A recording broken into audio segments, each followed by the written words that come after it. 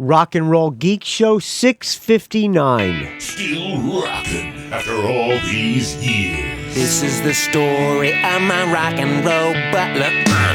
This is it, the show that started it all. Often imitated, but never equal. From San Francisco, USA, online since 2004. It's the one and only Rock and Roll Geek Show. With the original Rock and Roll Geek, Michael Butler.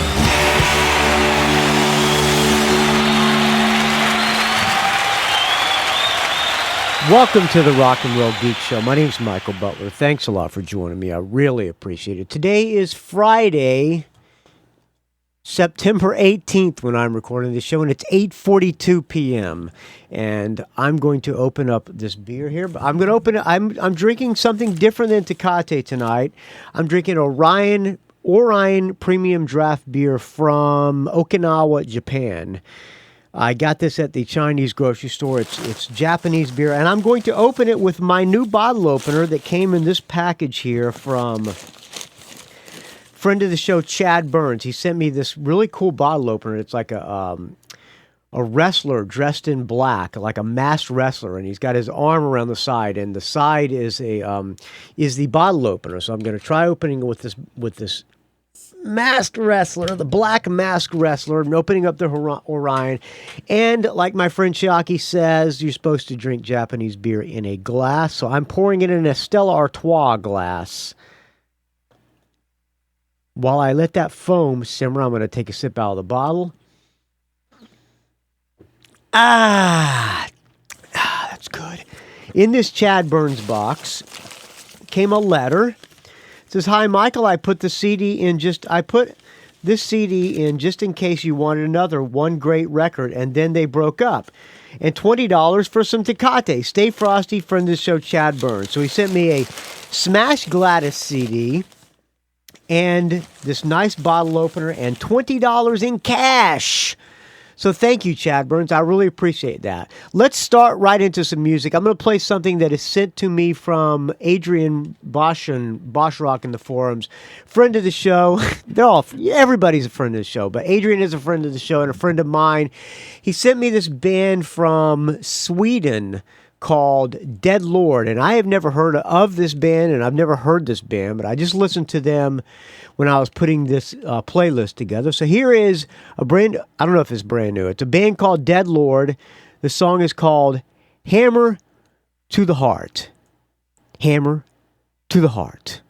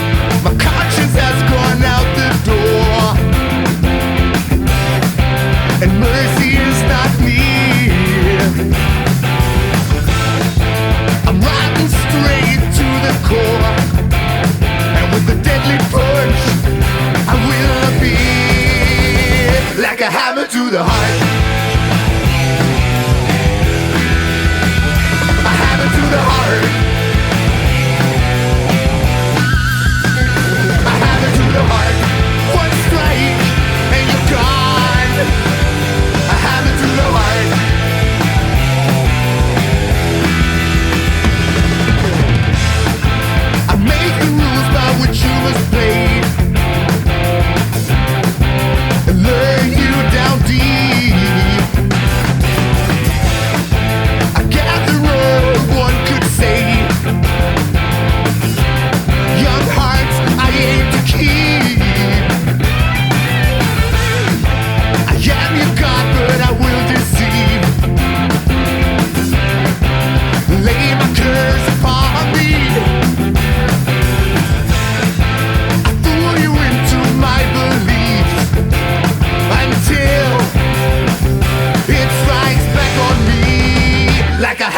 the heart.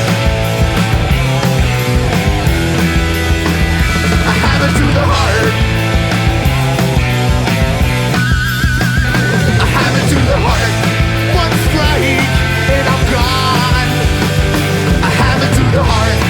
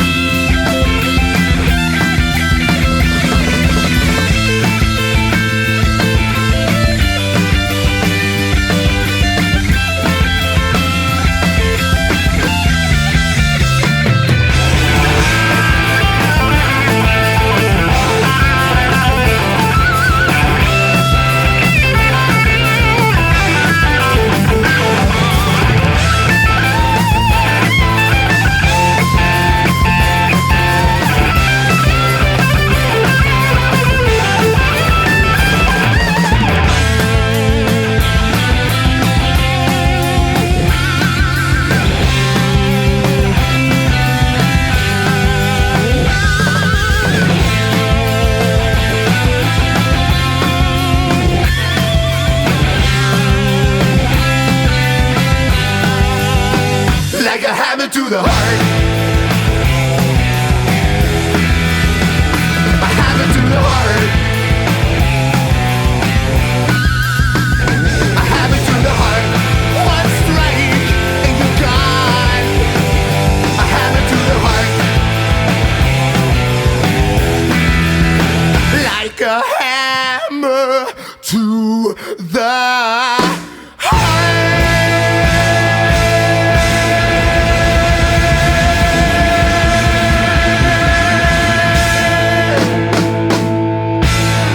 There you go. Not bad. I like that. Thank you, Adrian, for sending me that. Hammer to the Heart. That is a band called Dead Lord from Sweden.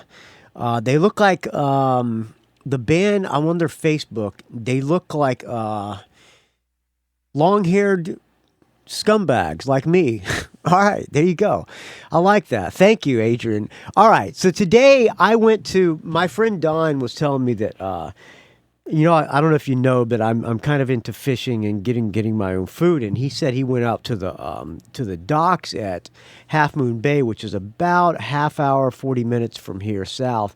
And he said people were catching salmon right off the docks. And I freaked out and said, salmon? You got to be kidding me. They're catching salmon right off the dock? And he said, yeah, people were catching like 10-pound salmon. So he was going down there today, and I went down there, and there were a bunch of dudes standing on the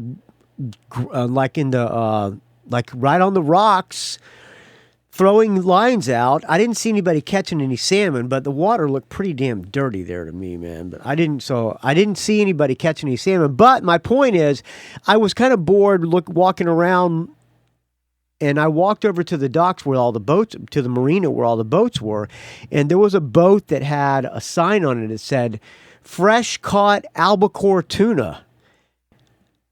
And I don't know if you know what albacore tuna is, but I'm a big fan of sashimi and sushi, and albacore is one of my favorite sashimis. And fresh caught from the boat, I'm thinking, wow, I wonder what he's charging for that. So I'm walking around. I didn't see anybody on that boat. And then these Asian people start walking down the docks and with a guy who looked like he was like part of a boat crew. They walked down and they got on this boat. And sure enough, the guy on the boat was the captain of the boat selling these Asian people some fish. And he takes these fish out of the freezer of his boat, whole albacore tuna. He pulls them out, and I'm just sitting there watching, and I asked the guy next to me, I said, what's he selling that stuff for a pound? I'm guessing, I'm looking online, and it says like, $20 a pound. So I'm thinking he's probably selling it for $20 a pound or something. These like 10-pound fish. I'm thinking that he's going to probably charge $20. And the guy goes, oh, he's charging $3 a pound. I'm $3 a pound? So I send a picture to my friend Shaki. I take a picture of my friend Shaki, and he goes, wow, So I said, let's get one. Let's go in on a fish. So Shockey and I went in on a fish with this guy. Shockey wasn't there, but I went to the bank. So I talked to the guy. I'm yelling at him from the dock. Hey, how much you selling the fish for? And he goes, huh? What do you say? He's like a weird old captain of a boat.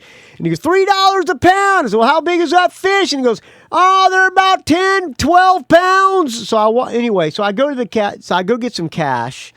And I go down there, and I walk down. I say, coming down. And he goes, and then there's another boat there selling live rockfish.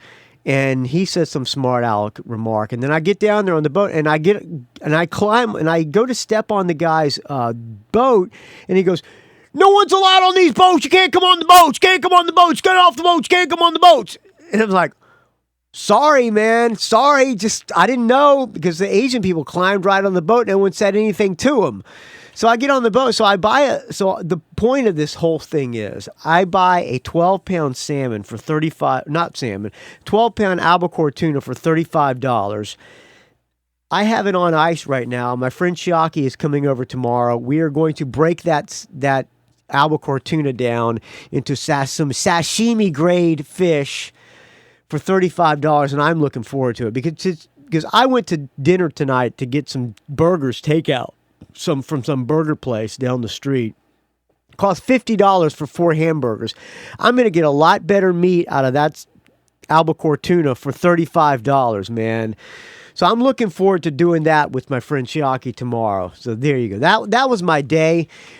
My week, all right, why don't I thank some donors before we get into this too far. Last week, on Saturday, I went to see the Babies at the Rock Bar in San Jose, the newly reformed Babies. Surprisingly, they were damn good, man. John Waite is not playing with them. The only original members are Wally Stocker and Tony Brock. Wally Stocker is the guitar player. Tony Brock is the drummer. The bass player the singer is also playing bass like John Waite originally did in the Babies. I was not expecting them to be good at all. I had extremely low expectations, but I got put on the guest list by Jimmy, the guy who books bands at Rock Bar, because he books Featherwitch and the Butlers all the time. So he said, if I want to go, he can get me in. So I went to get in. So I went in, and they had the female backup singers, and they sounded pretty damn good, man. I have to say I was pleasantly surprised. So while I name the list of donors off, I'm going to play in the background some Babies. While I take a sip of this fine Orion Japanese beer from Okinawa, Japan.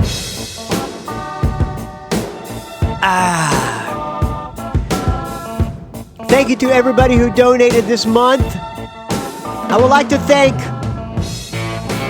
Chad Burns for sending me $20 cash in the mail and a Smash Gladys CD and a bottle opener. Thank you, Chad Burns. Thank you to Rishi Gajria, Chillimonk, friend of the show, for the $25. He's the guy who did all the show notes on Good Clean Fun. Long live Good Clean Fun. Good Clean Fun is dead. Thanks to B.J. Lisko, who co-hosted last episode with me. He sent me $100 for the co-host donation. You too can co-host the show if you send me $100, friends. You can do the playlist. You can come on, we'll do a Skype interview. You can ask me anything you want. You can program the entire show. It will be your show. I will be your sidekick for the mere donation price of 100 bones. Thank you to Richard Strom for $5. Thank you to Dale Roller for the $5. Thank you to Andrew Howe for the $5. I think Andrew might be a new donor. I'll take a sip of this fine Orion to you, Andrew Howe.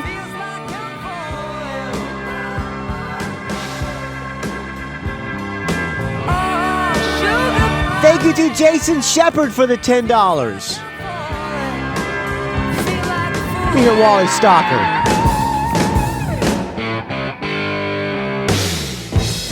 Yeah, they played this one. It sounded great. They opened with Midnight Rendezvous, which the Butlers do. The female backup singers made the band. That place was full. I mean, it was packed with people. That place holds probably about 1,000 people. It was packed. I would say 80% of the people were middle-aged, overweight women singing along to every baby's song. Thank you to Jason Shepard for the $10. Thank you to J.R. O'Connell for the $5. J.R. O'Connell sent me a Wildhearts review of they're doing FHUQ in its entirety. Thank you to Adam Gerstein for the $2 donation. Thank you to my podcast mentor, Dave Slusher, for the $20. Thank you, Dave Slusher.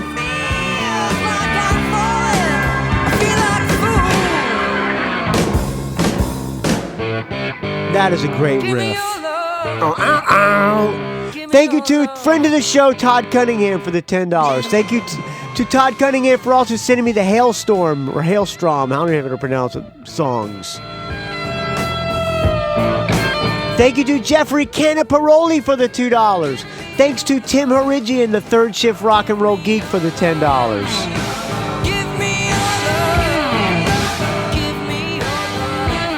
Let this one play out. I'm going to start a new Babies tune. All right, here we go. Oh, yeah. They played this. It sounded great. It was so nice hearing Babies tunes. Even if it's not John Wade, it still sounded good. Thank you to a new donor. I'm going to try to pronounce his name. I think he might be Dutch or German or something. Lassie Satvighagen. Lassie Satvighagen for the $2. Thank you, Lassie. Lassie. I don't know how you pronounce that. Thank you to Sigmund Highdasher for the $5.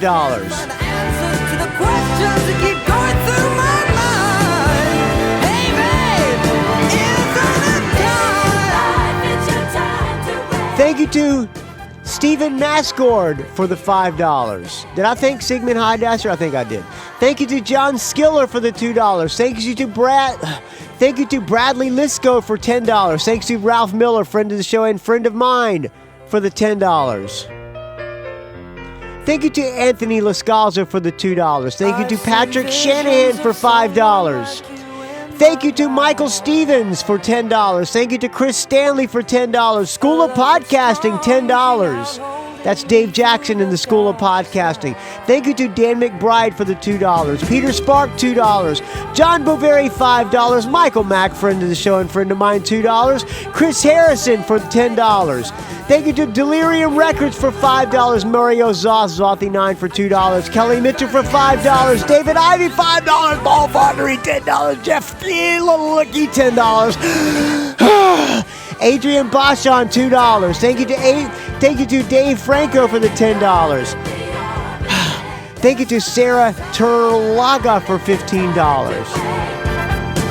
Thank you to Dean Gillespie for $5, and thanks to James Venners for the $10. Thank you to everybody who donated. I take a sip of this fine Orion Premium Draft Beer from Okinawa, Japan to you. If it was not for your donations, this show would die a horrible death, friends.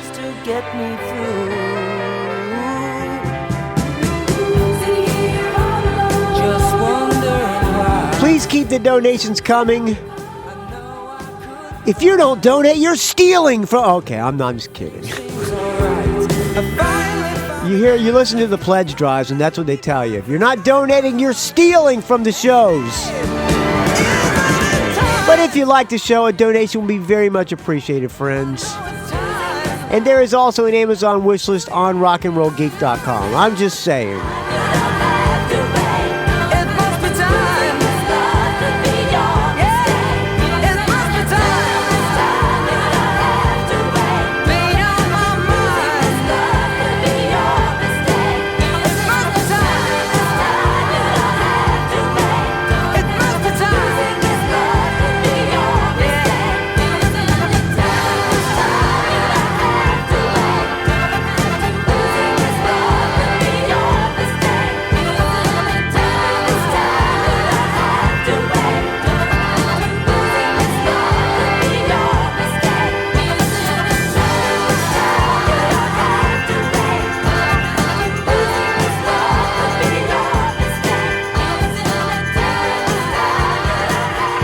All right, I got a bunch of audio comments. Let's get right into them, shall we? Alrighty then. Michael Butler, how you doing? I am super great. Could not be better. Chris, the rock and roll copywriter Chris. from Connecticut. Chris sends me all the cool Reviewing bottle AC/DC openers. last night. Oh, nice. August 26th at MetLife Stadium, home to the New York Jets and I New am York going Giants. to see AC/DC next week. Dave Benda got me some tickets, and a friend of mine, Dave Benda, and I'm going to be seeing Ralph, friend of the show, Ralph, there as well. He also offered me tickets, but I already had tickets from David Benda, but I'm looking forward to going to see AC/DC. Maybe after I hear this review, maybe I won't. We'll see. It's in East Rutherford, New Jersey. Second American date on the Rocker Bus Tour. And, oh my God, it was a great show. Oh, Probably nice. the best Good. concert I've been to this year. Thank God. A set list, which is same as their opening show up in Massachusetts, but I will I have a feeling that they're all the same, but we'll listen. read it off to you, then a couple of notes about the show. Okay. Starting off, Rock or Bust, It's rock or bust. Shoot to Thrill, Shoot the thrill. Play the kill. Hell Ain't a Bad Place to Be, Hell ain't no bad. All right, I'm going to stop singing. Back in Black, Back in black. Play Ball, Let's play Dirty ball. Deeds. Dirty deed. Thunderstruck, High Voltage, Hi. I said Rock and Roll hi. Train, Okay. Hell's Bells, It sounds like a typical AC/DC set. Baptism by Fire. That's on from the new one? album. Yeah, okay. You Shook Me All Night Long. Ew! I don't care if I never hear You Shook Me All Night Long again. Sin City from Power Okay, Age, nice. which is a lot of people's favorite AC/DC album, believe it or not. Shot Down in Flames That's a good one. from Highway to Hell. Have a Drink on Me. Have a drink on me! From Back in Black. TNT. Oi! Whole Lot of Rosie. No. Let There Be Rock. Down, And Encore, Highway to Hell, and For Those About to Rock. Okay. And a couple notes about the show. It's obviously fairly similar to all the other AC/DC shows. Last time I saw them was actually at Giant Stadium, which was at the same site, but the old stadium. And believe it or not, Anvil opened for them on that show. Nice. And this is the first tour with Stevie Young and Chris Slade on drums. And if you look at AC/DC's website on the band members page, they list Chris Slade as the drummer, and in the bottom section they listed Malcolm and Bon Scott, and Phil Rudd is persona non grata as far as AC/DC is concerned. So Yeah, Chris and Slade's Phil said if he could get in the room with Angus for 5 minutes, he could convince him to let him back in the band. at a gig for as long as the band exists, looks like. And it was, the typical stadium AC/DC show. They had Stevie Young and Cliff Williams pretty much stayed on either side of the drum riser, and really it was Angus and Brian Johnson moving around. They had, of course, Angus's ego ramp, and all the band members were wearing dark colors, black, except, of course, for Angus, who was wearing a bright red suit with a white shirt and the necktie, and, of course, he used the necktie as the bow for the guitar, a la Jimmy Page, during one point of the show. And what can I tell you? You've seen AC/DC. This wasn't any different than any of the other concerts. Their sound was pretty good.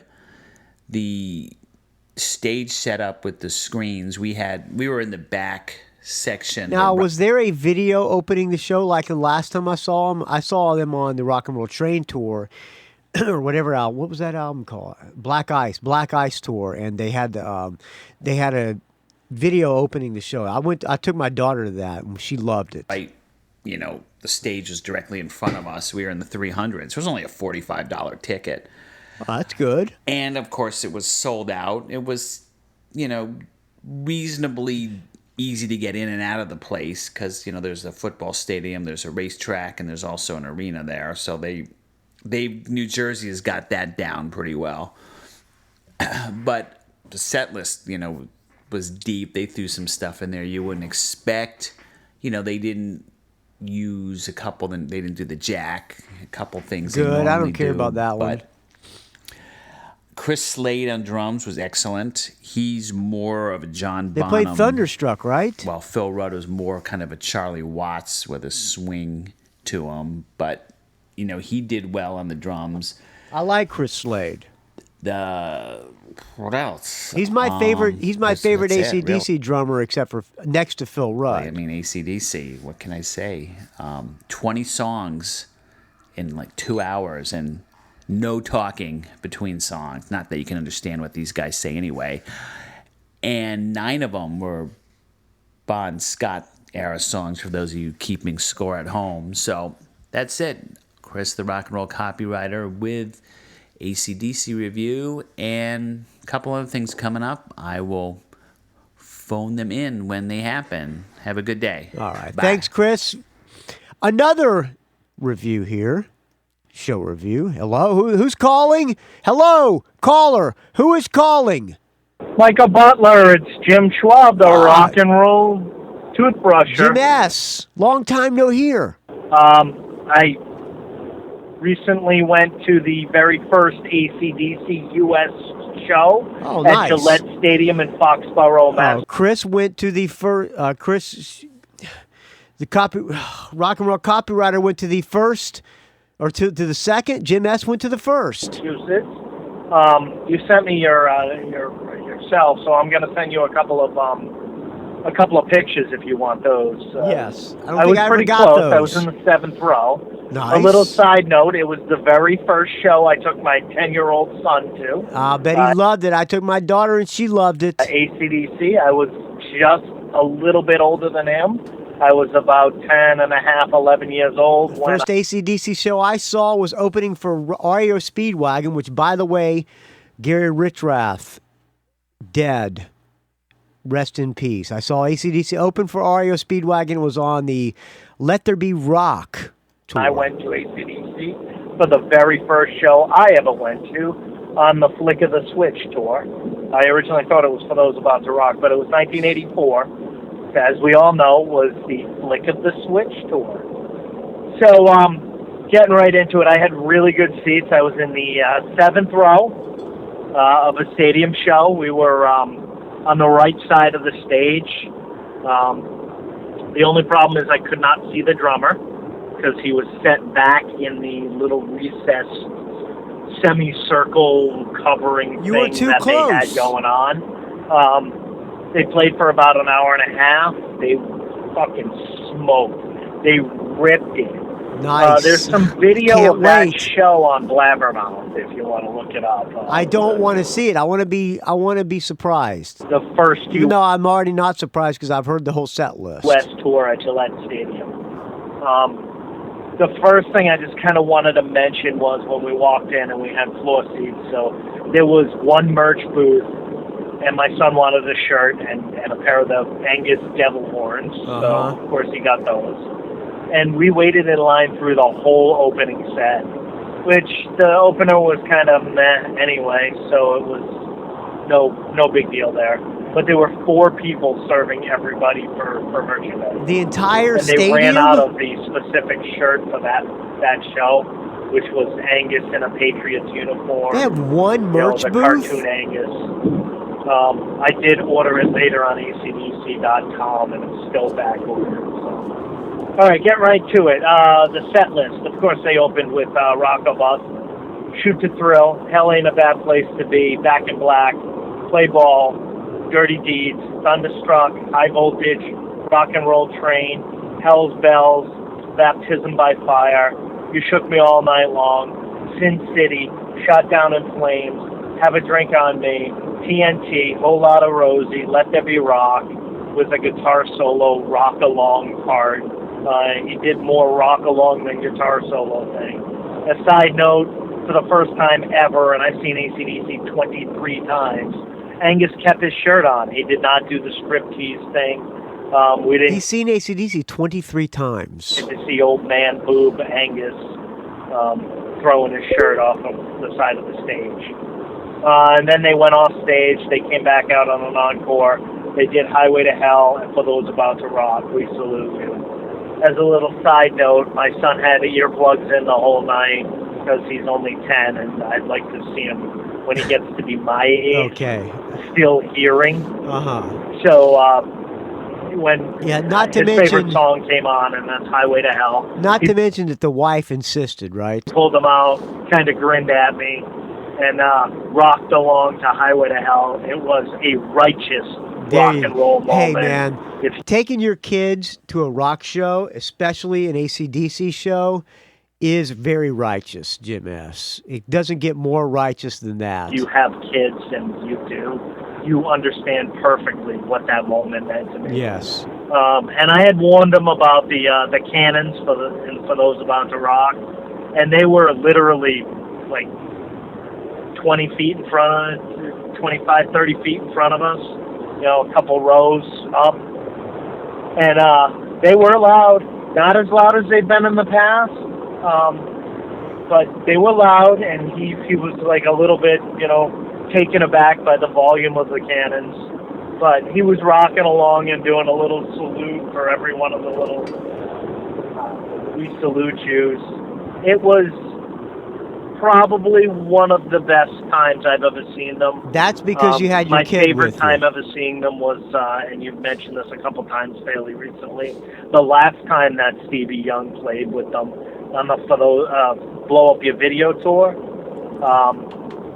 Simon Wright was on drums, wasn't he? Just an amazing time in my life, and that was just a great show in my life. But this show was just smoking. These guys are like 60 years old, and they still bring it every single fucking night. They put younger bands to shame. There you go. And they put, people who dial it in like fucking Kiss and Def Leppard to shame. I've seen thousands of shows, and that was up there probably in my top 10 shows of all time. Well, now I have high expectations. Just the sound, the seats I had people tell me because it was an open-air stadium that it wasn't as good, and I beg to differ, and it's probably a lot has to do with the fact that we were right down there on the floor in front of it. The security sucked because at one point we had to go up to the bathroom, and we had to walk up from the floor up until the bathrooms. It's a football stadium, so it is what it is. You get up there, you can't go back down the way you came up. You have to go around and go back through like 3 security checkpoints. I think I went through checkpoint Charlie, and there was a guy with like, a light looking at tickets. And I'm like, dude, I just want to get back to my seat. So it was tough to pick a spot because the whole set was just great.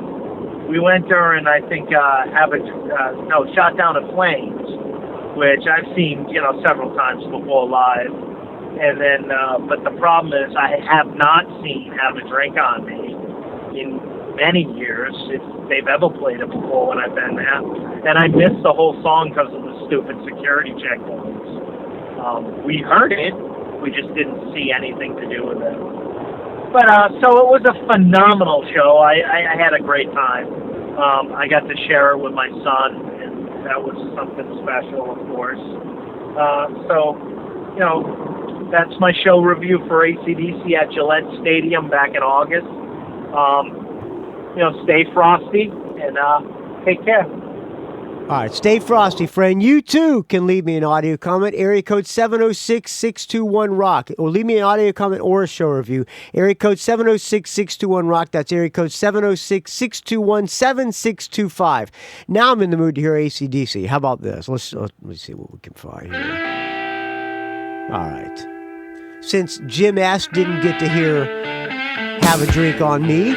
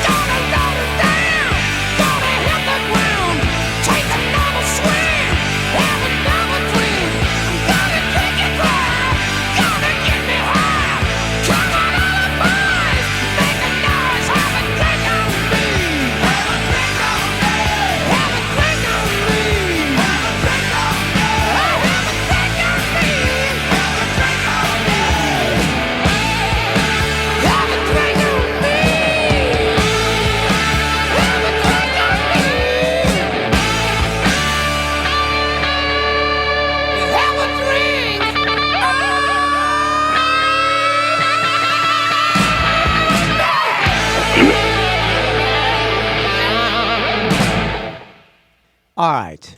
There you go. Hold on. Let me clear my throat, too. Okay. Hey, Michael Butler. It's Hey. Nervous Jeremia, Hey, the hey. rock and roll high school English teacher. Hey, Jeremiah. It's been a long time since I Yes, called. I was wondering where you've been. I hope I'm still considered a friend of the show. Well, I was kind of worried that maybe you weren't. It's been a weird time recently. Nothing to go into. It's just, I don't know, excuses, blah, blah. Anyway, Girl problems. Finally started trying to get caught up on the show a little bit last weekend as I was doing yard work and stuff.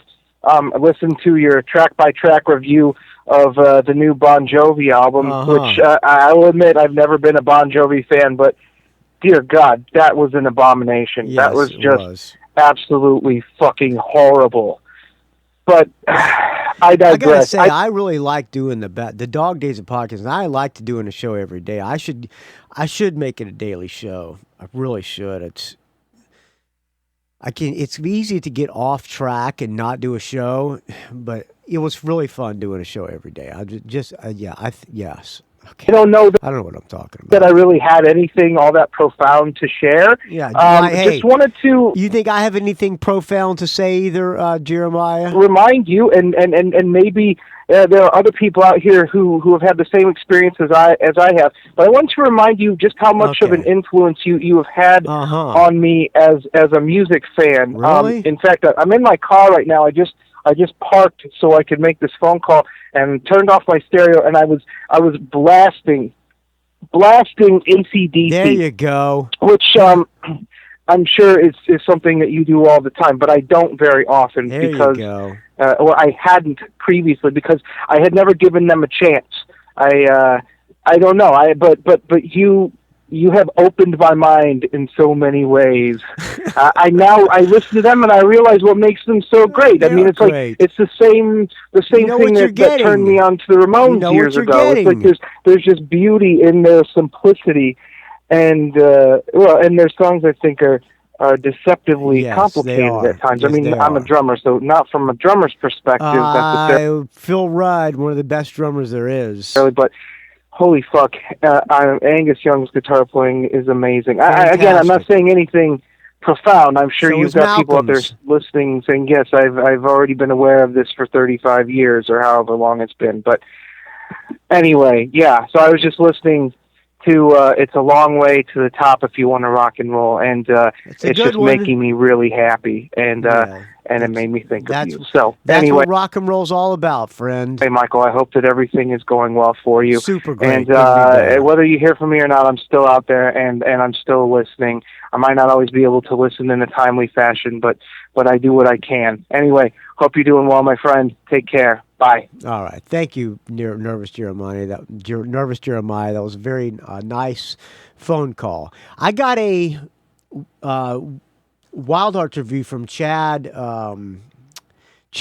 The guy. No, not Chad Burns. Jero Carroll, a friend of the show. Jero Carroll sent me this email. So I'm going to do a little reading with Butler for you. Hey, Butler, I thought I would send you a review. I went to last. I can't read. I swear I can't read. Thought I'd send you a I can read, but I can't read out loud. Thought I'd send you a review I went to last night at Nottingham Rock City here in the UK. Not really a review for the show. Oops. I'm going to read it anyway. It's just I know you're a huge fan and thought you'd appreciate it. The Wildhearts are doing a tour to celebrate PHUQ, also known as FUQ, and are playing the album in its entirety. I know a lot of bands are doing that now, but this is the first gig I've been to where you know what the next song is going to be, which made it a bit different yet very cool. They had two bands supporting them, Hey Hello, who I managed to stupidly miss. Hey Hello's Ginger's band. That's a great album, that Hey Hello. I think he's doing another Hey Hello album, actually, with a different female singer. Where am I in here? Okay. Well, I managed to stupidly miss, thinking they'd be the middle band and Baby Chaos. Oh, Hey Hello opened and then Baby Chaos supported. Okay. I didn't really know too much about Baby Chaos. Scottish, I think, judging by their accents. And when they started, I thought, I don't know. But they grew on me. And by the end, I was really enjoying their music, even though I'd never heard any of it before. The Baby Chaos... is one of those first two Baby Chaos albums are two of my favorite albums of all time. Should I play some Baby Chaos after this? I don't know. We'll see. When the Wildhearts came on, the crowd were in a brilliant mood. I have no idea how many were there. The club supposedly holds 2,500. Pardon me, I'm burping up this fine to Ryan. There's an upstairs which hasn't been open for a while. I don't know if it's for safety reasons or whatever. But downstairs was packed, and the crowd went mad when they came on. No need to list the songs as it was the album in its correct order, and some of them sounded awesome live. Again, the crowd sang along brilliantly, and it made for a truly memorable gig. They finished and went off and were left wondering how do you do an encore?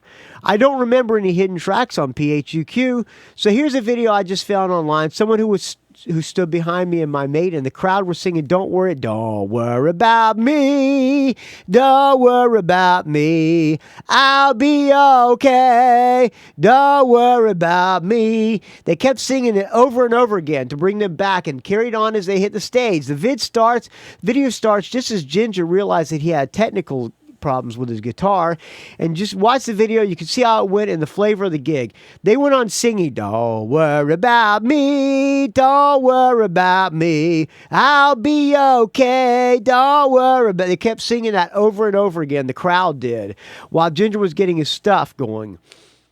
It was actually, I watched the video, it was fantastic. I must be honest, it got a bit of a blur after here. Sorry, but I remember these two and the theme from Cheers. Brilliant stuff. John Poole was on bass. Not sure the story why he's there, but it was a brilliant match. So have a look and see and enjoy. Signed, Jero Carroll. And I emailed him back, telling him how much that I thought that how much that he should listen to some Baby Chaos, and I didn't send him any Baby Chaos stuff because that would have just been wrong. And he replied back, it was a brilliant show, and here's another video I just found. Okay, and thanks for not sending me that stuff. The reason I didn't send an audio message is that I'm half English and half Irish. I've lived in each country about half of my life, and my accent is at its best difficult. I've been married 20 years, and my wife still looks blankly at me, sometimes with, what did you say expression.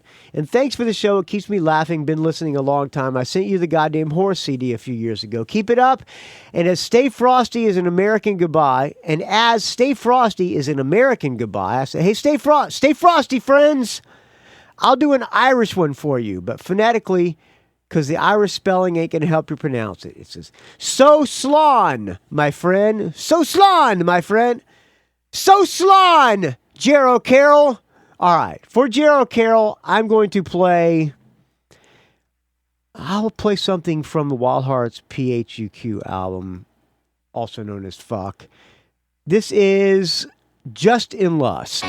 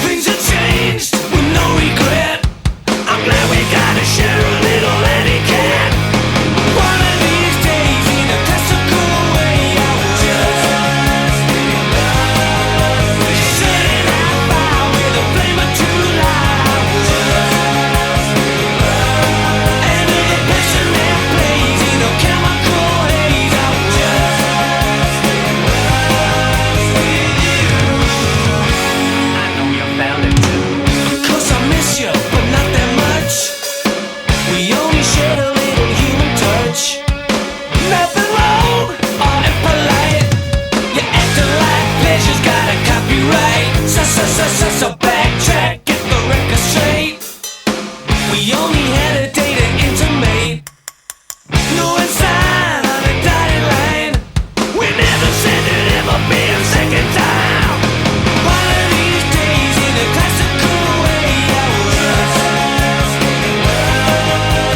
shutting out fire with a flame of true light. I was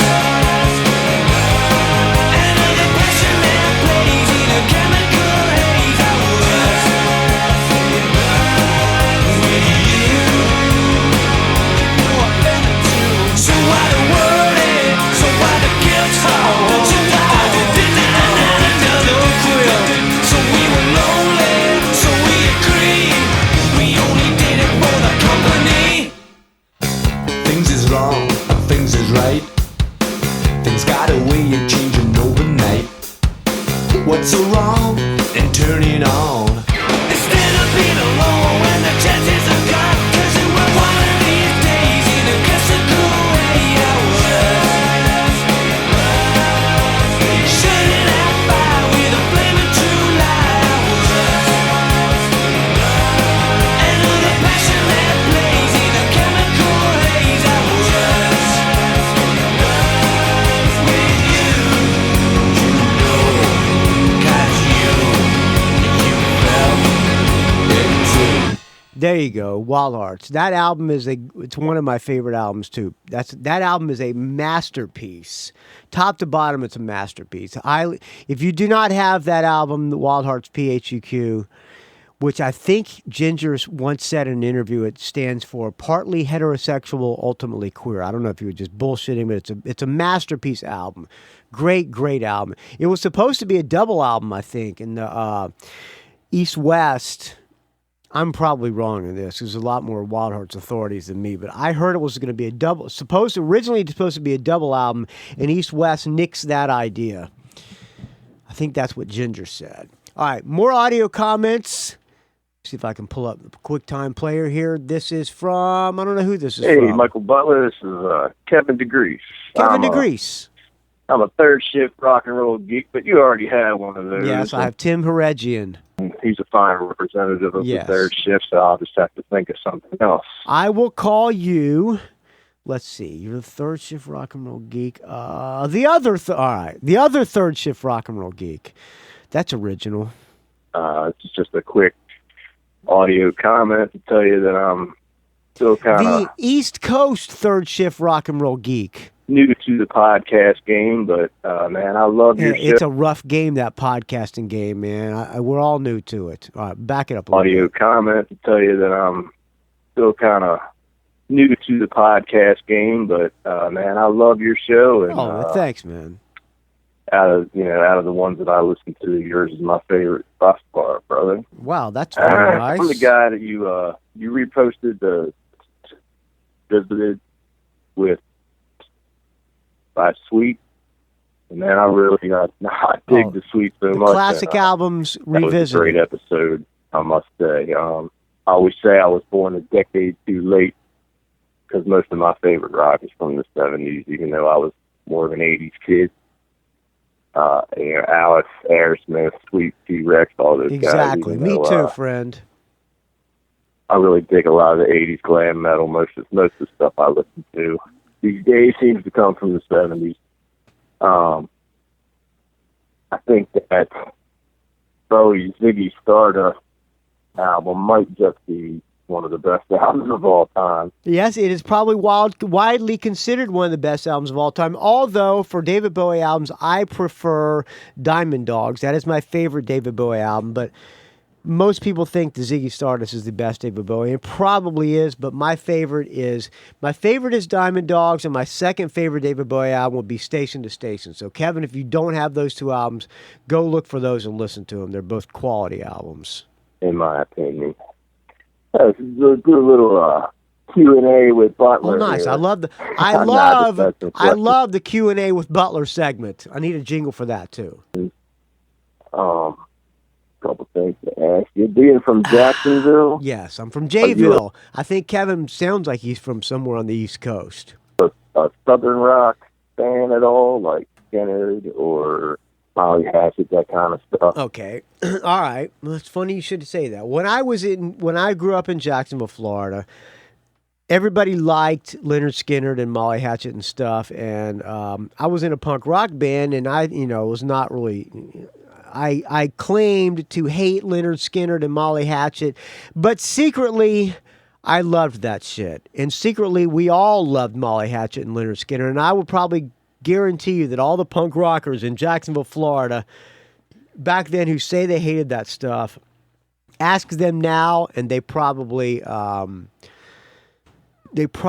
would tell you that they liked it. And you know what? I should probably take a break. I should probably interrupt your comment, Kevin, and I'll get back to your comment.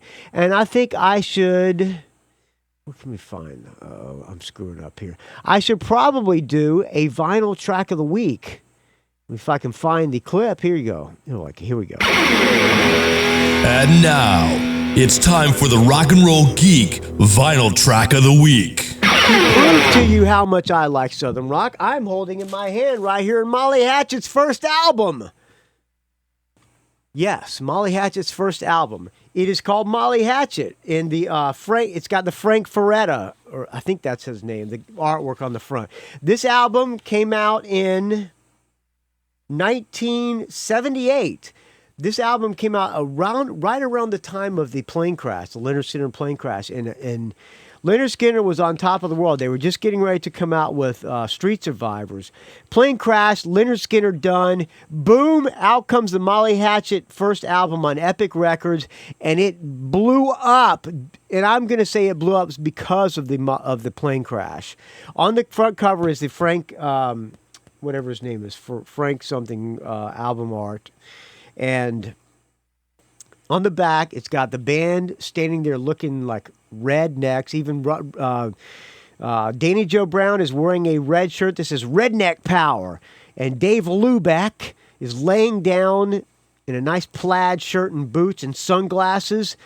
Bruce Crump standing in the back. Dwayne Rowland standing in the back. They had 3 guitar players. And Banner Thomas kneeling down. He was the bass player who I bought he used to play a Thunderbird, and I bought a Thunderbird road case from him that was specifically made for a Thunderbird bass. That thing weighed a ton. Later on, Banner Thomas was working in a 7-Eleven after he left Molly Hatchet. And also standing in the back is Steve Holland. It says here, Jacksonville, Florida, in the mid-'60s, while the rest of the world was glorifying the Beatles and surviving the soul explosion, there were numerous hopeful young musicians hanging out and jamming at the Forest Inn on the west side, Greenfield Stables, which was where I saw Lynyrd Skynyrd, by the way, when I was a little kid, or downtown at the now-defunct Comic Book Club. While most lay people tend to categorize Southern musicians with the Macon, Muscle Shoals, or Miami empires, the spawning growth for at least 5 top Southern bands was actually in Jacksonville, Florida. It is well-known fact that the very first Allman Brothers Band jam took place there in the park in 1969, and of course the rest is history. Such locals as King James Version, Magi, 1%, Sweet Rooster contributed their formidable array of local talent to form such bands as Lynyrd Skynyrd, Grinder Switch, and 38 Special. These bands went on to carve their niche in the world of rock and roll. Meanwhile, back in Jacksonville, an obscure band called Molly Hatchet was dipping into that talent pool once more, coming up with what some would call the best of the rest, but the Prejudice Observer calls the best. Okay, enough of this reading. I'll take it to the end of it here. Molly Hatchet, a band who lives fast, works hard, and plays tough. Well, put it on and decide for yourself. Signed, Gail Giddens. I guess she's a local DJ. All right, so what I'm going to play for you to interrupt Kevin, the East Coast third shift rock and roll geek, I'm going to play for you the second song. Ooh, it's a long song. Maybe I shouldn't play it. I'm going to play the first song. It's only 2 minutes and 57 seconds. It's called Bounty Hunter on the Rock and Roll Geek Show. My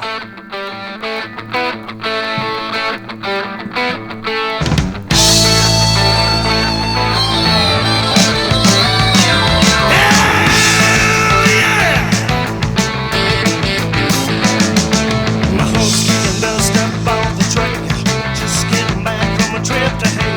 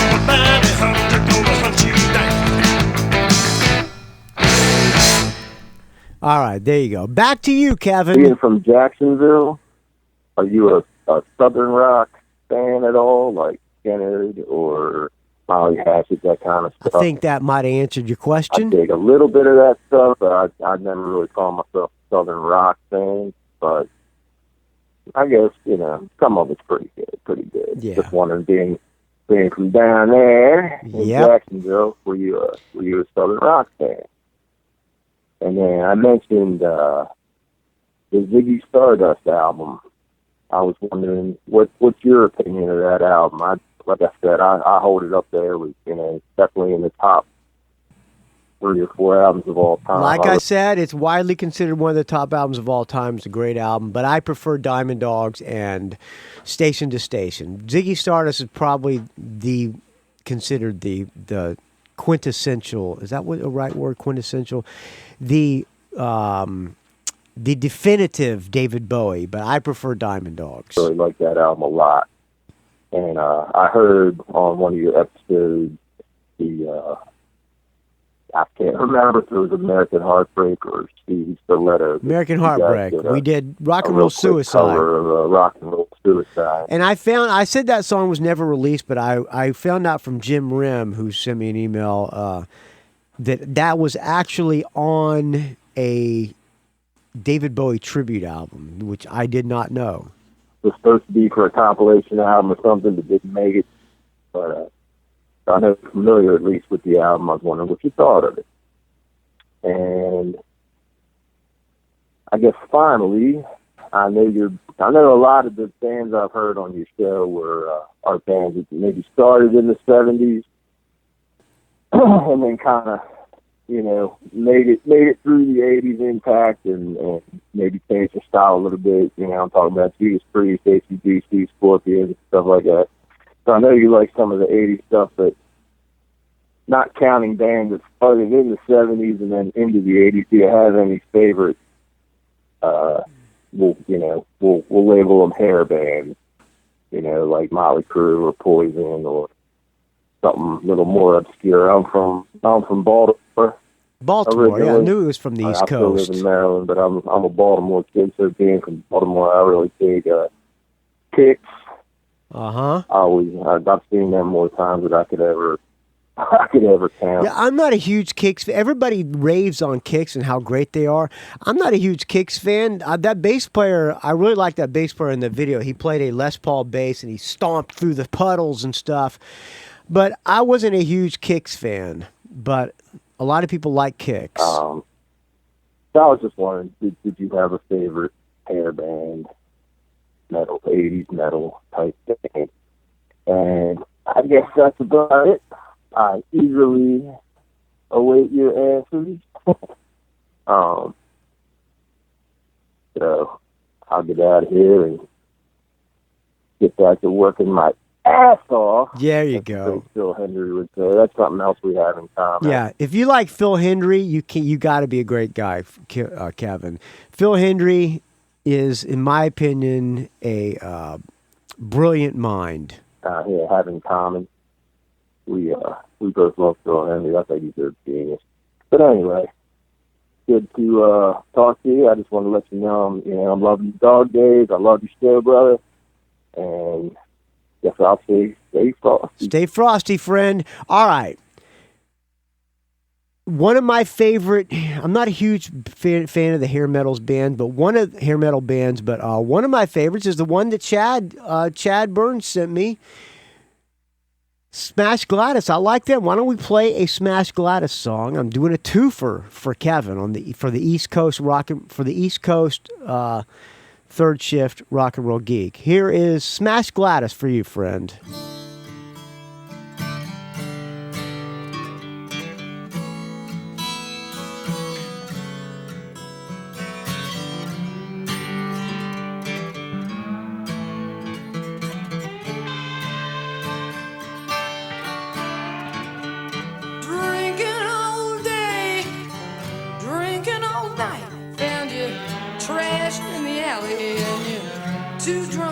About it. You look like you feel at home on your back with your legs in the air, kissing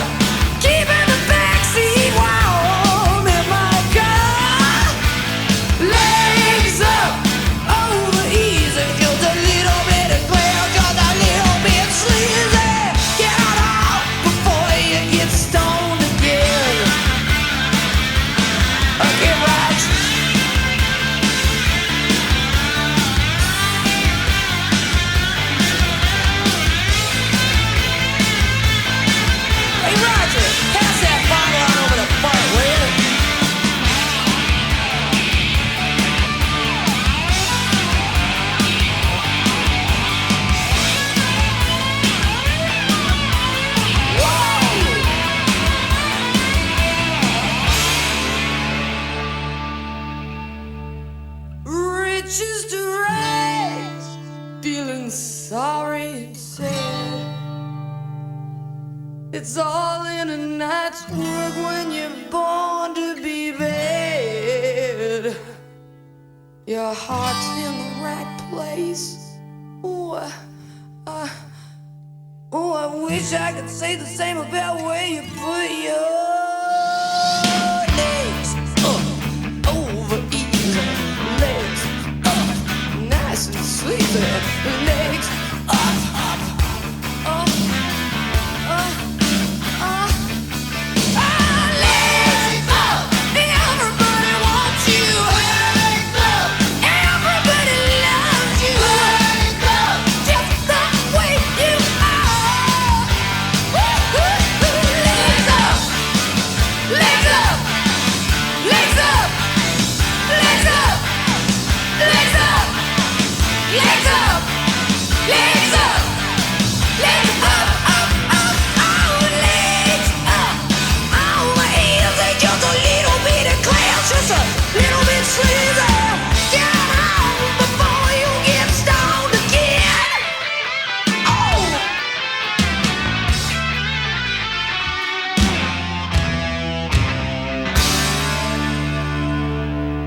Look at you. Hey, Michael Butler. This is Country Dick calling in for a review of Joan Jett at the Taste of Colorado. Hey, on Dick. September 6th. Which, by the way, Joan Jett, oh, sorry to interrupt you, Dick. Joan Jett was supposed to be playing last night. Hart played at the Masonic Auditorium, and Joan Jett was supposedly on the bill, and she didn't show up. That was Ralph Miller sent me a message and said, I went to see Joan Jett, and she didn't show up. I just had to see Hart. Which, by the way, he posted pictures of Hart, and Nancy Wilson lost a lot of weight. She's looking good again. So I heard Hart was really good. I would like to have gone to that show, actually. It's a free show that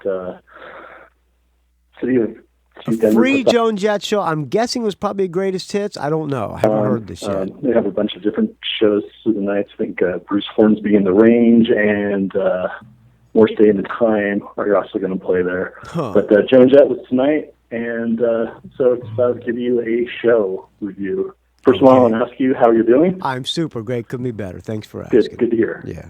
I just want to let you know the Rock and Roll Princess is with me as well. So hello, Rock and Roll Princess. She might be chiming in. So Joan Jett started right on time, 7:39. Of course. Crowd really. She had somewhere to be. A lot of people. It was packed. Nice. I guess it's a free show, but it was really packed in there, and all ages, little kids. People like Joan Jett.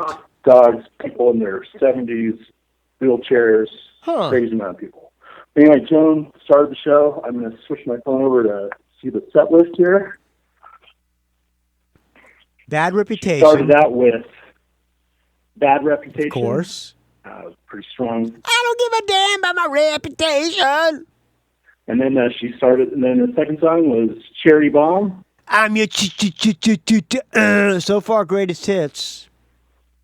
She got into her new material pretty quick, which was with TMI. TMI. That's not one of my favorite of the new songs. It's okay. And then the next song was Soulmates and Strangers. Soulmates and Strangers. Is that the one that was co-written by the guy in Against Me, the guy who had a sex change, I think. Then she hit us with the Runaway song, You Drive Me Wild. You Drive Me Wild! Oh, yeah. Runaways tune. That's a great one. One of her first songs she's ever wrote. You probably know that, Michael Butler. Yes. Then there was a song about Hurricane Sandy. It's called Make It Back. Is that on? Then, of course, the Springsteen. Wait a minute, Make It Back. Is that on? Is that on the latest record too? What's the latest record called? What's the latest record called? I'm looking for it here. Unvarnished. Yeah, Make It Back. Here, Make It Back.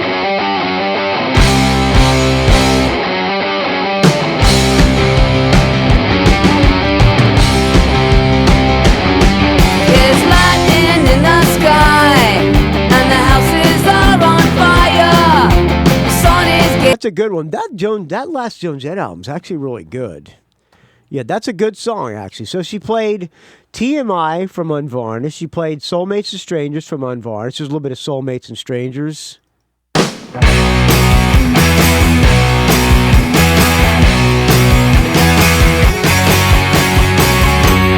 thought that we were special,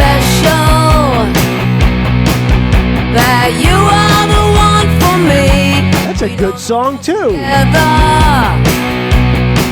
And I started to believe our love was invincible. And then the cracks started to unglue like me and you. It's a good tune. Now I'm in a Joan Jett mood. Song Light of Day. That was on that just movie. around the corner to the light of day. I like that movie, actually. It's a good movie with her and Michael J. Fox. She was with Michael J. Fox. She kept on going. Pretty much nonstop. Then she had Fragile. Fragile is on. I don't know what Fragile's on. Is that on the last one, Naked? No, I don't know. I don't know what it's on the whatever the most recent one before Unvarnished was. I don't know how that one goes. After that was this one song I'm not really sure what it was called. It's something like "We Are Not to Blame." Love is pain. We are not to blame. To say that love is pain. That's one of my favorite Joan Jett songs. I love that. I saw her once singing that, and Mike Ness from Social Distortion came out and played guitar. That's a great tune. That's on I Love Rock and Roll. To Blame. She followed that with Hard to Grow Up. Hard to Grow Up. Hard to Grow Up. There you go. Thank you, Rock and Roll Princess. Hard to Grow Up is on. Is that also on Unvarnished? No, it's not. Oh yeah, it is. It's on Unvarnished. Here you go.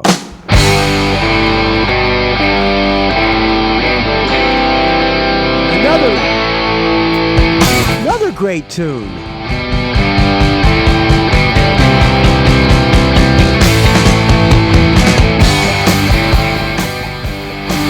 I commend Joan on that last album. Good album.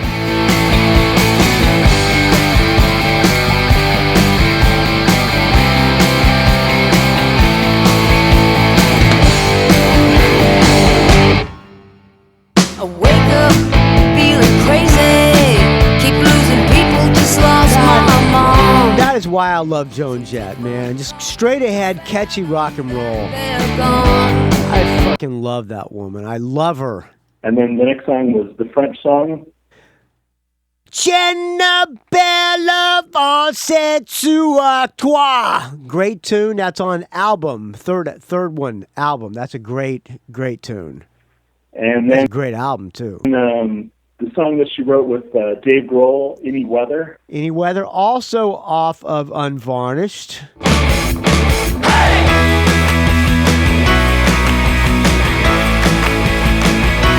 Yeah, Unvarnished. You need to get Unvarnished. If you don't have that, it's a good album. Then she sang I Love Rock and Roll, and we pretty much thought the whole show was going to be over. I love rock and roll. She came back right after that, and of course sang Crimson and Clover. Yeah, it's a good one, too. And, on I Love Rock and Roll. I Hate Myself for Loving You. I hate myself for loving you, which is on, it's on Up Your Alley. Oh, jeez. And then I thought she was gone. You know, it's a pre-show. I didn't think she's going to come back, but she did come back. Oh, 2 encores. And she was wearing black leather. A black tank top that was had a bunch of sequins and rhinestones. Thank you, Rock and Roll Princess. Yeah, she looked good, and Rock and Roll Princess is really jealous of her arms. Nice. Yeah, she's All got buff arms. The girls love Joan. The girls love Joan. I went to there was a thing that my wife's work was found out about. Joan was appearing at the Mac store, and we all went. And Billy, me, and my wife went. This was 10 years ago at least, but my wife, Billy, and me went, and Billy and I brought stacks of Joan shit for her to sign. First thing she did was hit on my wife. Then she walked over and begrudgingly signed our stuff. She goes, "Oh, I can't sign all that." We had I swear to God, I had a good 9 inches thick, not 9 inches, no, okay, but a good, pardon the pun, I had a good 9 inches stacked of stuff for Joan to sign, all records. And she said, "Oh, I can't really sign them." Then she sat there and signed them anyway. So Billy and I were the only ones there with shit to get signed. And she sat there and signed every single thing I had. So every piece of Joan Jett stuff I have, I think it has Joan Jett's autograph on it. That was a fun night. After that, of course, she came back and she sang "Because We Are Different." Because We Are Different. What is that on? Oh, it's just called Different. That, here you go. Damn, she's doing like the whole album.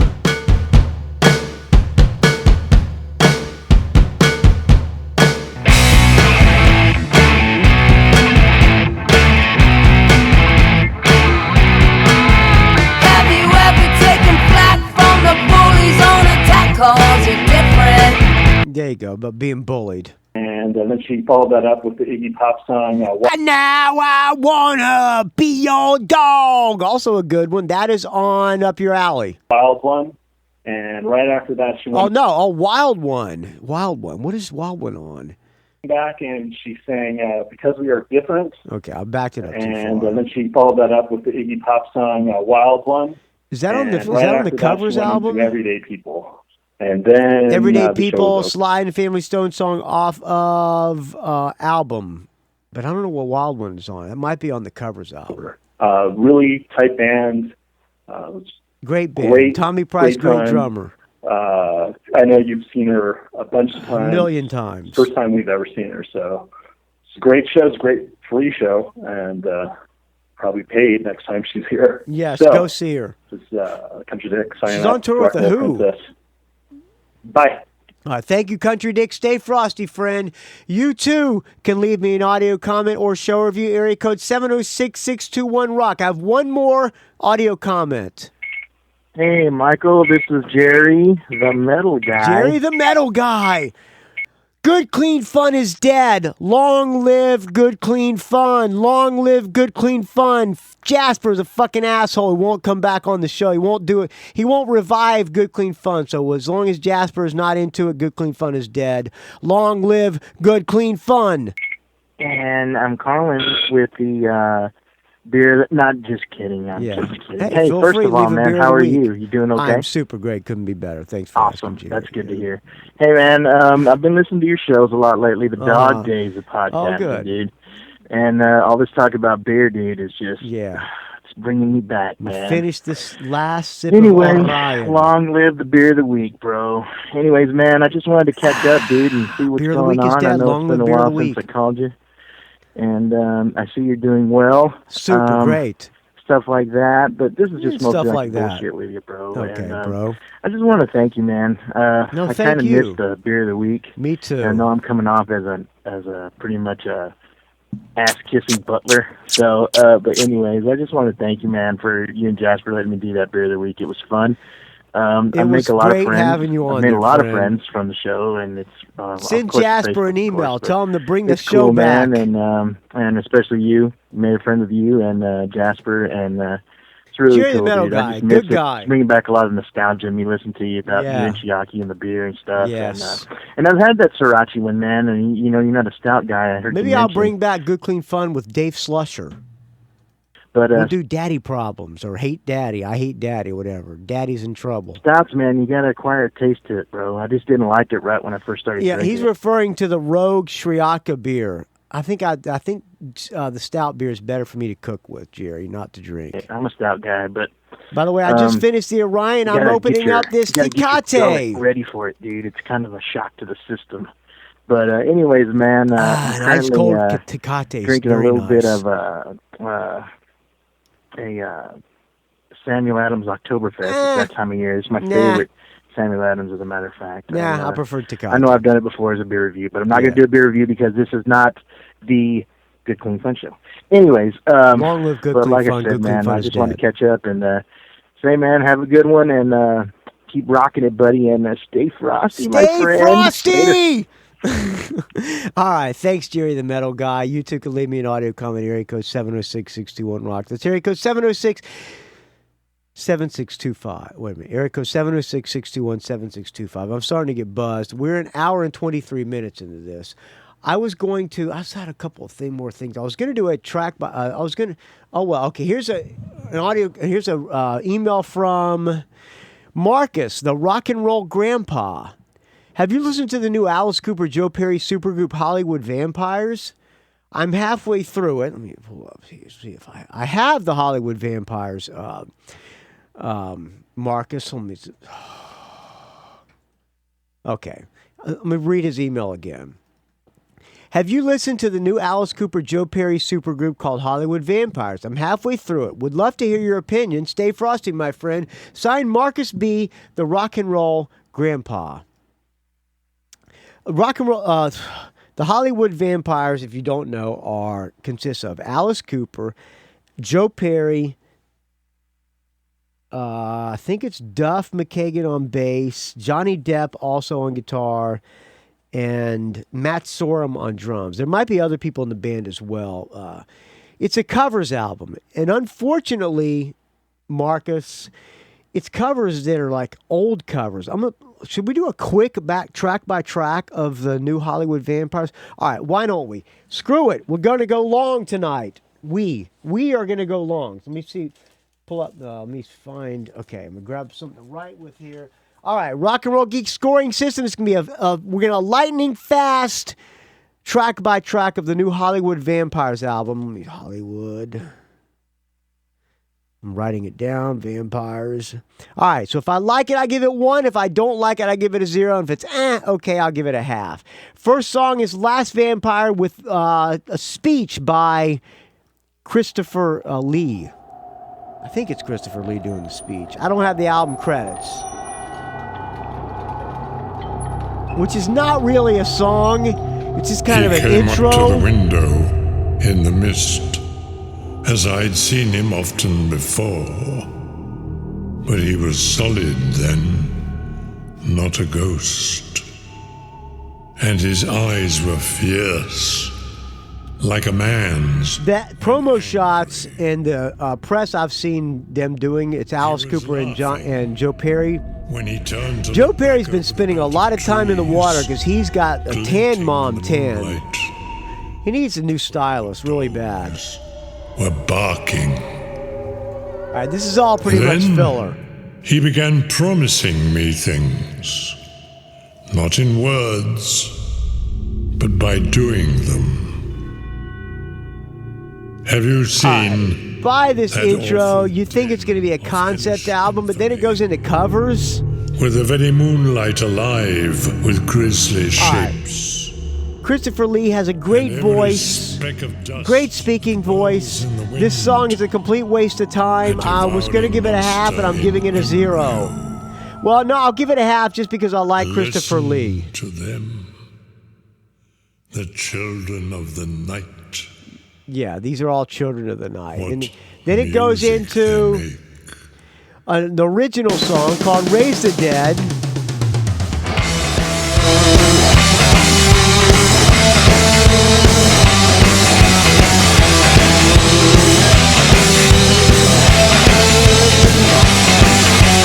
Hey, you! The soul of rock and roll was buried in a hole.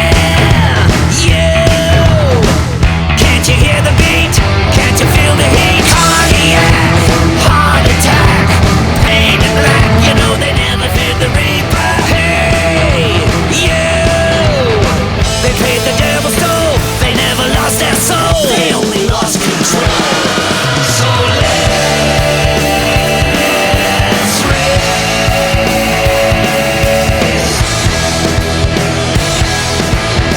You gotta scream it now.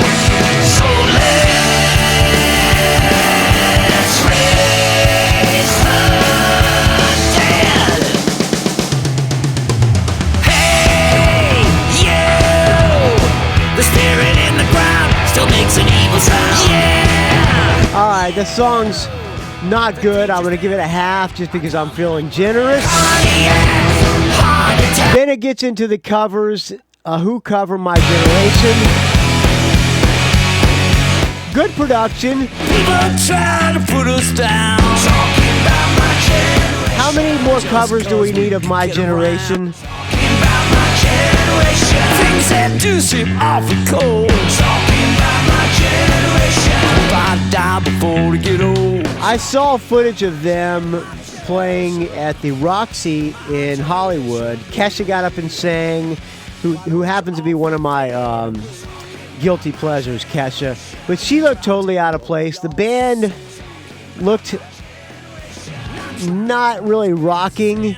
Alice was wearing sunglasses for the entire set. My generation. My generation. My generation.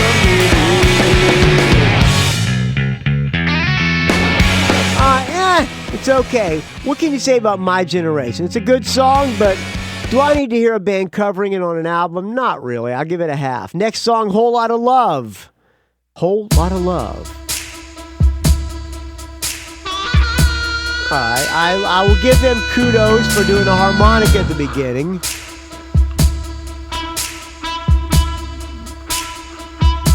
You need cooling. You need. I like that. I'm not fooling. I love Alice's voice. Send you back to schooling. This is good. If they did the whole version like this, I would like it. Way down inside. You need it. I'm gonna give you my love. I'm gonna give you my Love!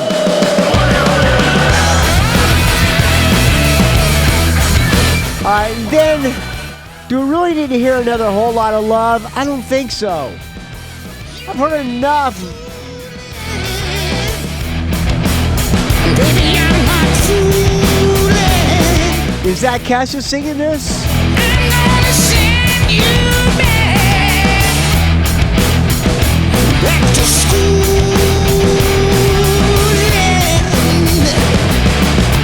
Way down inside, I'm gonna give you my love. Gonna give you my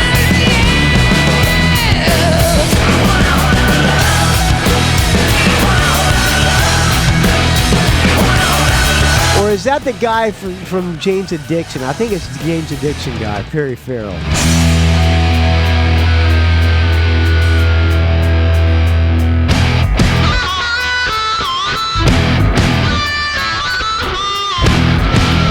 All right, good version. I'll change it to a 1, even though I don't really love that song. Next, I got a Line on You, which I remember Blackfoot doing. It's the only one. I thought it was a Blackfoot song. What do I know?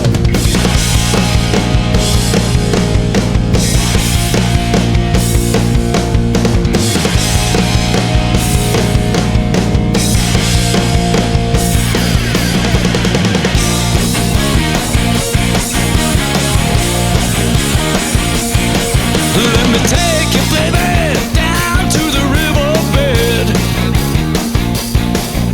Got to tell you something, go right to your head. Oh yeah, I got a lot on you, baby. I got a lot on you, baby. I think it's a song that's before my time. It's actually a pretty good song.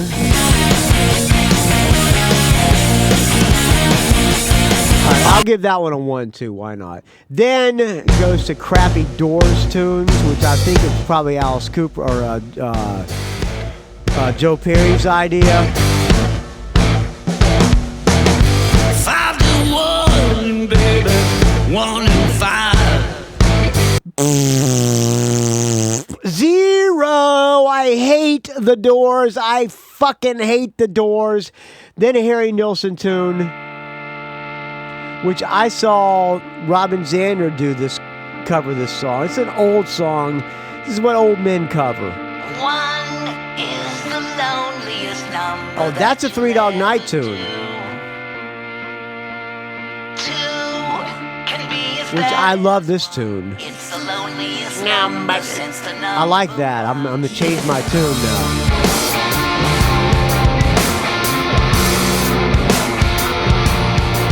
I guess Harry Nilsson wrote that, but I love this tune. the saddest experience you'll ever know. Yes, it's the saddest experience you'll ever know. All right, I like this one. I like this. I have to say I like this. Uh-oh, I'm turning around. I thought I didn't like it. I'm starting to like it.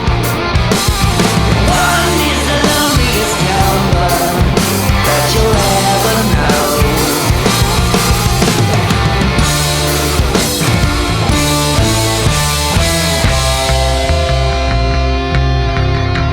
Oh, it's a medley.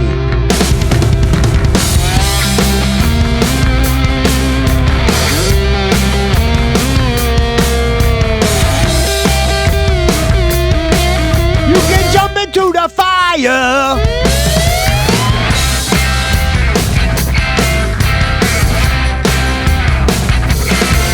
You can climb a mountain. Actually, this sounds pretty good too. I like this. Swim the sea. You can jump into the fire, but you'll never be free. You can shake me up, or I can break you down.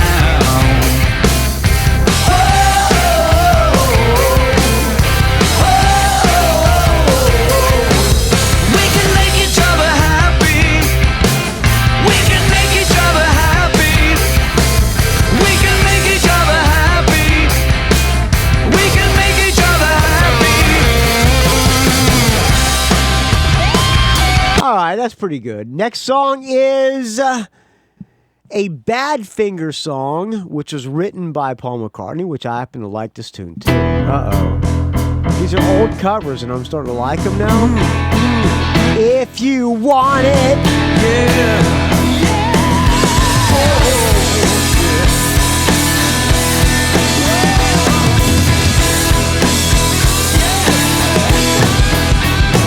If you want it, here it is. Come and get it. Ooh, make your mind up fast. If you want it, anytime I can. That's actually Paul McCartney singing this. Because it may not last. Did I hear you say that there must be a catch? Will you walk away from a fool and his money? If you want it, here it is. Come and get it.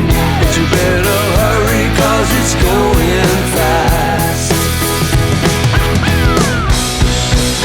If you want it, here it is. Come and get it. Ooh, make your mind up fast. All right, so the album, I just realized, is an album is a tribute to the music of the rock stars who died from excess in the 70s. So I guess my generation would be The Who, would be Keith Moon. Whole Lot of Love would be John Bonham. I Got a Line on You, which is Randy California. I guess I don't know who that is.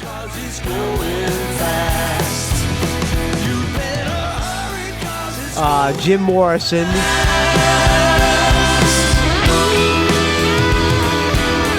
Harry Nilsson, did he die of excess? I guess he must have. Sonny, if you want it, here it is. Badfinger, I think the singer for Badfinger died in the 70s of excess. You better hurry, 'cause it's going fast.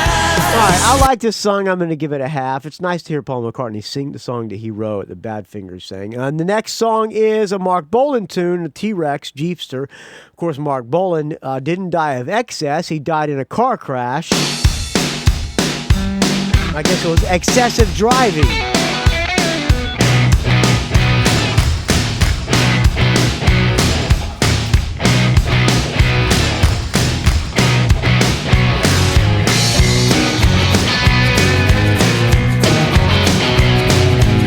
You're so sweet.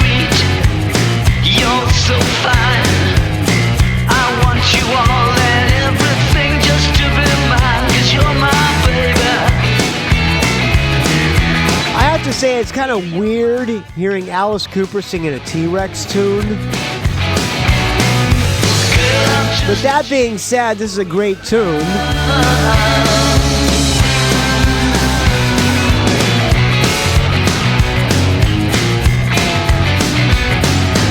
You slide so good with bones so fair.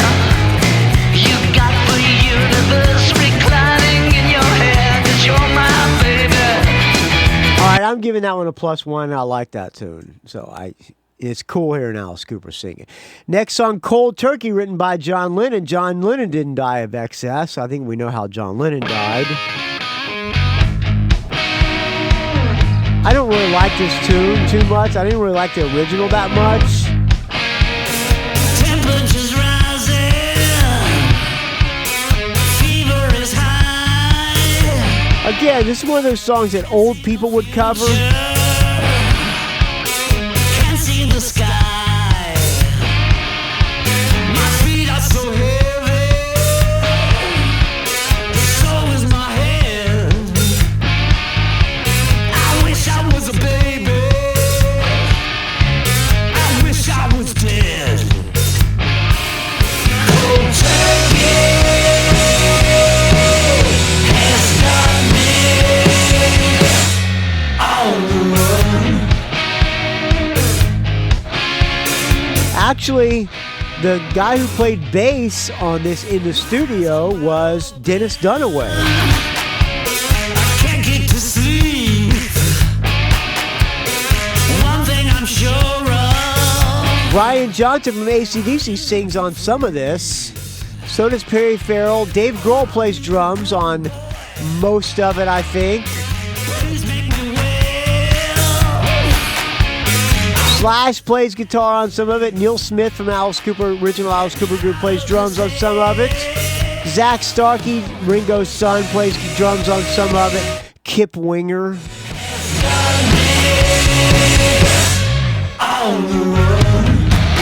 Yeah, this song sucks. Sorry, John Lennon. No disrespect to the dead. That song sucks. Next song, Manic Depression. Jimi Hendrix died of excess, but according to Cappy Wright, he died of murder. If you listen to that episode of the Rock and Roll Geek Show, he claims that Jimi Hendrix was murdered. I don't like this tune. I don't have anything against Jimi Hendrix, but this is another one of those old people covers, and I'm giving that one a 0. Next song is Itchy-Coo Park, written by Steve Marriott. Steve Marriott did die of excess.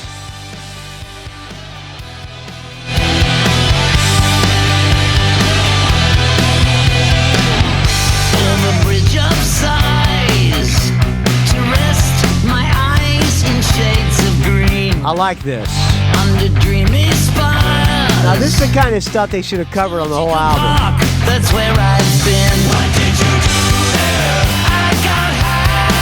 What did you feel there? Really high. Tell you why. It's all too beautiful. It's all too beautiful. That's a great tune, no matter who covers that. I love this tune.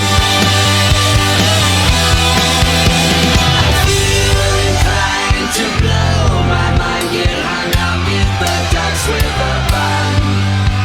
We all come out to groove about, 'cause that's just the way we have fun. I'll tell you what I'll do. I'd like to go there now with you. You can miss out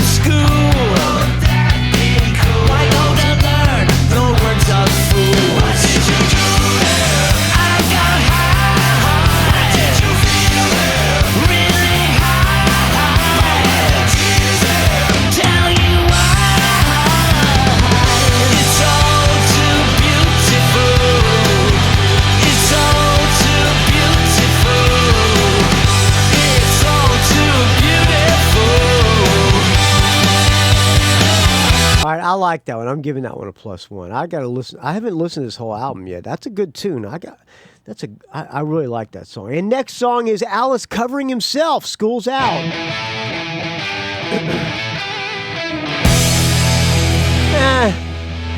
I like the tune. What do? I give it a +1.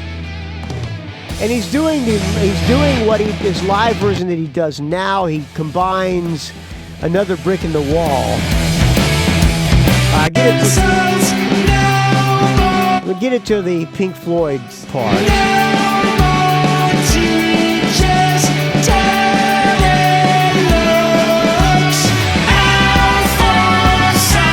I'm guessing that Brian Johnson sings background on this.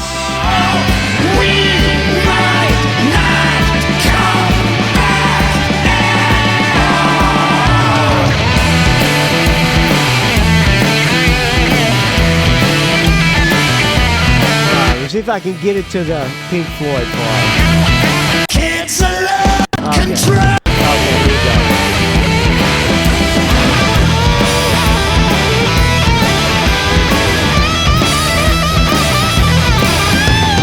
We don't need no education. We don't need. All right, it sounds good, but do we? To me, it's a little bit of a cop-out, in my opinion, but all right. Last song is an original, My Dead Drunk Friends.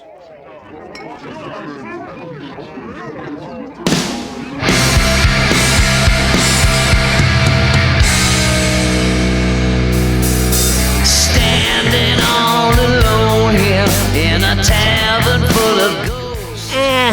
It's 3 a.m. We're back again.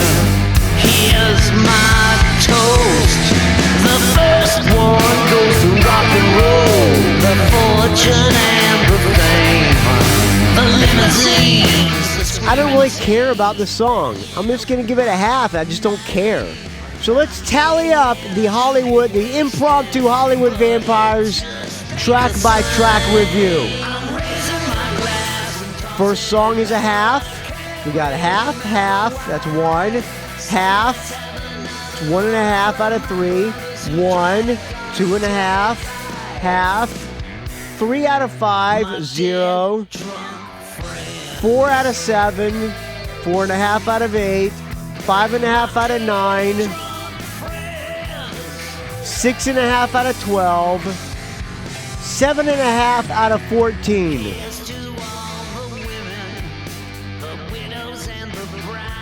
I think that's a pretty accurate review. I think the Rock and Roll Geek scoring system is pretty damn scientific. 7.5 out of 14. That's about what this album deserves. There you go. Hope you like this impromptu track by track of the new Hollywood Vampires album. I was going to do a listen with Butler of the new Def Leppard song, but honestly, it's not that great of a tune. So you can look for it on YouTube. All right, enough of that. Let's close out with one more tune. Thank you for listening, friends. We are an hour and 47 minutes into this. We, being me, have gone way too long. Let's close out with a brand new song from one of my favorite bands. The band is called Lucero. I have a feeling that this album the album just came out today. The album is called All a Man Should Do. If you are into kind of Americana or whatever, Lucero is a great band. This album will probably be, it's a little bit of a mellow album, but I just now started listening to it and I already love it. It's going to probably end up in my top probably 5 or 6 albums of the year. So I hope you like it. Open your mind, friends, and listen to the brand new Lucero. Before I play it, let me tell you how you can reach me. Send me an email. First of all, you can find the show at rockandrollgeek.com. Send me an email, rockandrollgeek@gmail.com. Like you tell, I'm a little bit buzzed, but it's what drinking a tall Orion will do to you. Find me on the Facebook, R&R Geek. Find me on the Twitter, R&R Geek. Find me on the Instagram, Rock and Roll Geek. Don't ask. You can send me an email, rockandrollgeek@gmail.com. Send me an audio comment and a show review, area code 706-621-ROCK. Any other ways to reach me? Probably, but I don't remember them at this point. All right. Here's brand new Lucero. This song is called Throwback Number 2. We will talk to you next time, friends. I got a Michael Monroe track by track to do probably. Lots more things to do. I just need to get time to do them, friends. All right. We will talk to you next time. Here's brand new Lucero. This is called Throwback Number 2. We'll talk to you hopefully later in the week, and I will let you know how that albacore tuna turns out. I'm looking forward to butchering it and hopefully not butchering my hands. I'm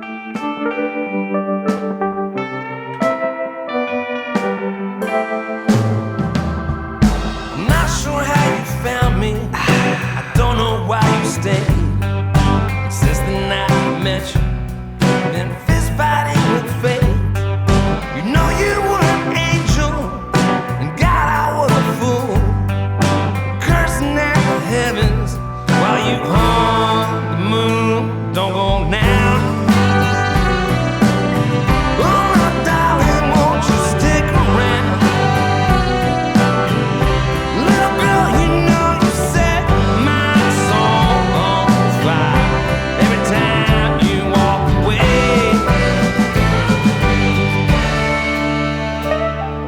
You listen to me say some things you didn't want to hear. You let me make my own mistakes, still you held me dear. But now I see so clearly what almost slipped by. Well, darling, I'm all yours, won't you be mine? Don't go now. Oh, my darling, won't you stick around? Little girl, you know you set my soul on fire every time you walk away.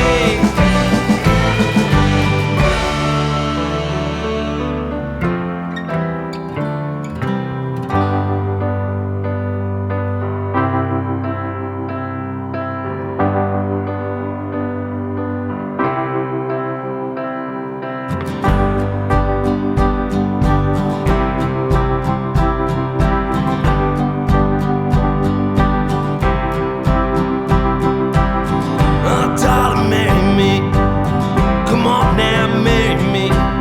Sincere as I could be, I'm down here on my knees. We'll make it right this time. We'll take it down the line. Oh, darling, marry me. Come on now, marry me. I once was lost, but now I'm found.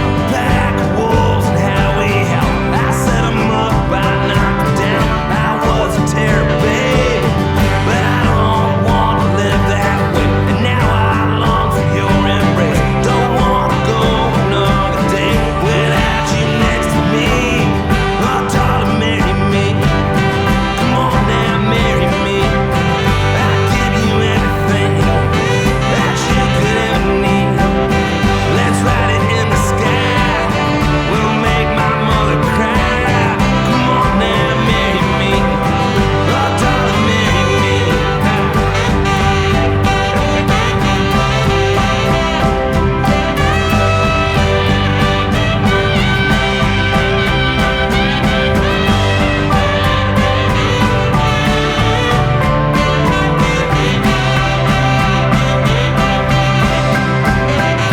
Don't go now.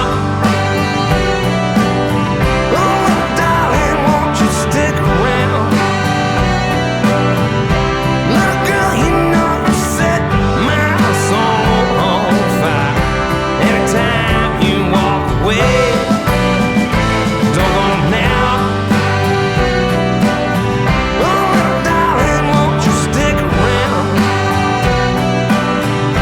Little girl, you know you set my soul on fire every time you walk away.